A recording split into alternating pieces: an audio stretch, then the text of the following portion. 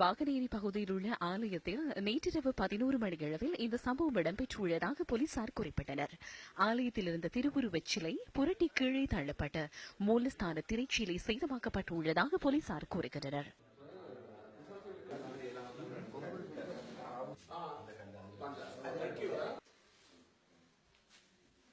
நான் வளமையாக இங்கேதான் தங்குகிறேன். ஆனால் நேற்றிரவு நான் இங்கே தங்கவில்லை.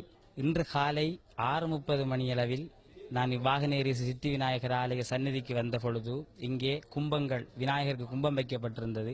அக்கும்பங்கள் உடைக்கப்பட்டு இங்கே இருந்த லிங்கங்கள் வீசப்பட்ட நிலையிலும் போத்தரோடுகள் உடைக்கப்பட்ட நிலையிலும் கதவு திரைச்சீலைகள் பிக்கப்பட்ட நிலையிலும் காணப்பட்டது.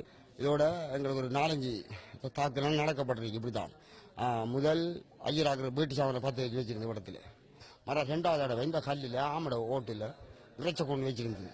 சம்பவம் தொடர்பில் ஆலய நிர்வாக சபையால் இன்று காலை செய்யப்பட்ட முறைப்பாட்டுக்கு அமைய வாழைச்சேனை போலீசார் விசாரணைகளை ஆரம்பித்துள்ளனர்.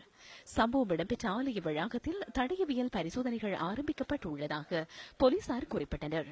இந்த சம்பவத்தை அடுத்து வாகனேரி ஆலயத்துக்கு மக்கள் பிரதிநிதிகள் சிலரும் சென்றிருந்தனர். அது ஒருவர் தூக்க முடியாது. அவ்வளவு பாரமான அந்த பெரிய லிங்கத்தை ஒரு 2-3 பேருக்கு மேற்பட்டவர்கள் தான் தூக்க வேண்டும். அவ்வாறு அது இருந்த இடத்திலிருந்து தூக்கி கீழே வீசி எறியப்பட்டிருக்கிறது. போத்தல்கள் உடைத்து எறியப்பட்டிருக்கிறது. எங்களுடைய மக்கள் மிகவும் கண்ணியமாகவும் புனிதமாகவும் மதிக்கின்றதான ஆலயங்களுக்குள் இவ்வாறான செயற்பாடுகளை செய்கின்றவர்கள் யாராக இருந்தாலும் அவர்கள் நிச்சயமாக சட்டத்தின் முன் நிறுத்தப்பட வேண்டும். இதனை உண்மையில் போலீசார் மட்டத்தில் சரியான தீவிர விசாரணைகளை மேற்கொள்ளுகின்ற போது இப்படியான சம்பவங்கள் மேலும் ஒரு தொடர்ச்சியாக செல்லாமல் அதனை கட்டுப்படுத்திக் கொள்வதற்கு வாய்ப்பு இருக்கும். ஏனென்றால் கடந்த காலங்களில் இப்படியான சம்பவங்கள் உண்டியலை உடைத்தல், விக்கிரகங்களை உடைத்தல், மாசுபடுத்தல் போன்ற சம்பவங்கள் நடந்து கொண்டிருந்தன. இந்த ஆட்சியில் இப்படியான சம்பவங்கள் மிகவும் குறைந்திருந்தன.